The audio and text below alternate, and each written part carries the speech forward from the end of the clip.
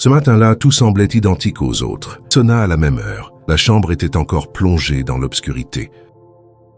Le silence de la maison n'était brisé que par le bruit lointain d'un bus passant sur l'avenue principale. Antoine se réveilla le corps lourd. Ce n'était pas de la paresse, c'était de la fatigue accumulée. Une fatigue qui ne vient pas d'une mauvaise nuit, mais d'années à répéter la même routine, à porter des responsabilités qui ne reçoivent jamais d'applaudissements. Il s'assit au bord du lit, passa la main sur son visage, respira profondément et resta quelques secondes à regarder le sol. Il y a des jours, lever demande plus de force que cela ne devrait. Mais il se levait. Antoine était maçon. Il travaillait sur les chantiers depuis qu'il était très jeune. Il avait appris tôt que personne ne ferait à sa place ce qui devait être fait. Le travail n'avait jamais été facile, mais il était honnête. Lui, cela comptait. Ce jour-là, pourtant, quelque chose flottait dans l'air. Ce n'était pas un pressentiment clair, juste une sensation étrange, comme si un petit détail allait sortir de sa place. Il se dirigea vers le coin de la chambre où il laissait ses bottes. Les bottes n'étaient pas qu'une simple paire de chaussures. Elles étaient un spécimen, pas parce qu'elles étaient chères, mais parce qu'elles avaient une histoire. Antoine les avait achetées après de longs mois à économiser. Le jour où il avait enfin pu les payer, il avait ressenti une fierté silencieuse.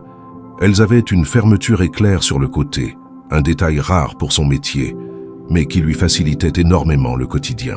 Il en prenait soin comme on prend soin de quelque chose de précieux. Il les nettoyait toujours, les faisait sécher quand elles étaient mouillées, et laissait jamais traîner. Ce matin-là, encore à moitié endormi, Antoine fit quelque chose qu'il ne faisait jamais. Il oublia d'ouvrir la fermeture éclair. Il força la botte pour y glisser son pied, pressé, comme s'il voulait gagner quelques secondes. Dès le premier mouvement, il sentit une résistance étrange. Il insista un peu plus, entendit le bruit. Définitif. Le cœur s'accéléra. Il regarda. Le cuir s'était déchiré juste à côté du zip.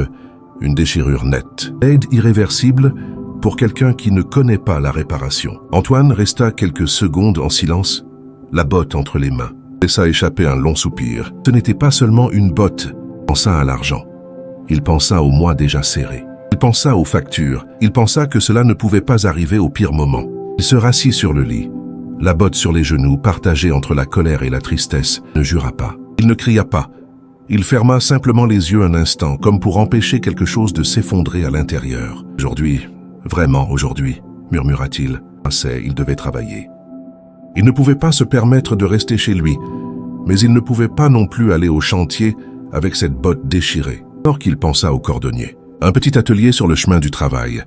Un endroit simple, presque caché entre une vieille boulangerie et un magasin de réparations électriques.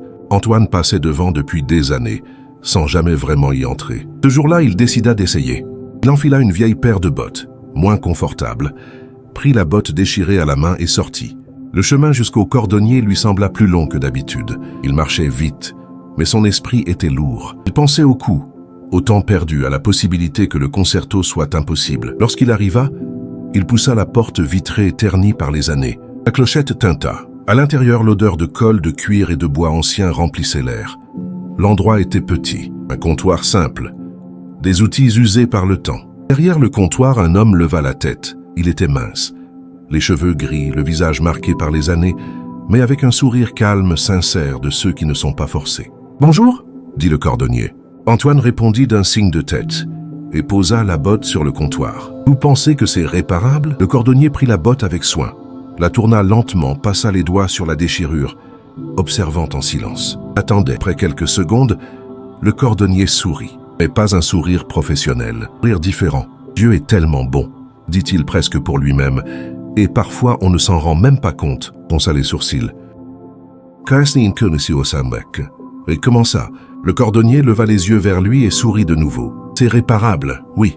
Antoine relâcha l'air qu'il ne savait même pas qu'il retenait. Heureusement, murmura-t-il. Le cordonnier continua à examiner la botte, puis ajouta quelque chose qui laissa Antoine perplexe. J'avais vraiment besoin de ce travail aujourd'hui. Ne compris pas.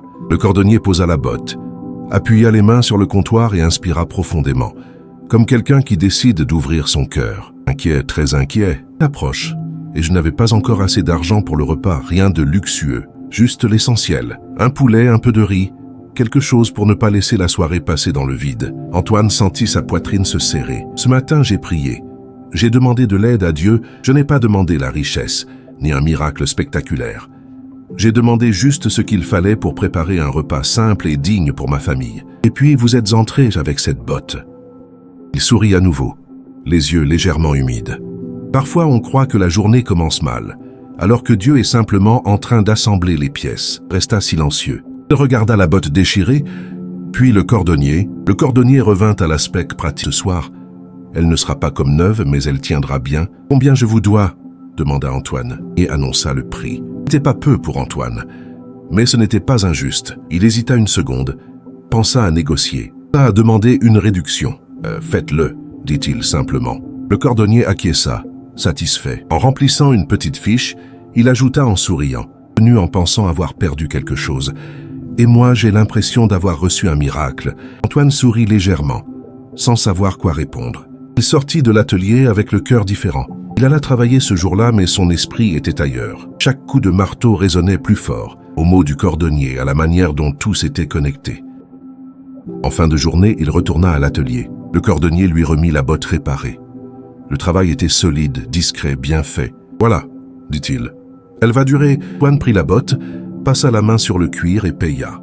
Alors qu'il s'apprêtait à partir, le cordonnier ajouta « On se rend presque jamais compte quand Dieu utilise nos pertes pour bénir quelqu'un, mais il le fait. » Antoine quitta l'atelier en silence. Ce soir-là, chez lui, il posa la botte sur la table et la regarda longtemps.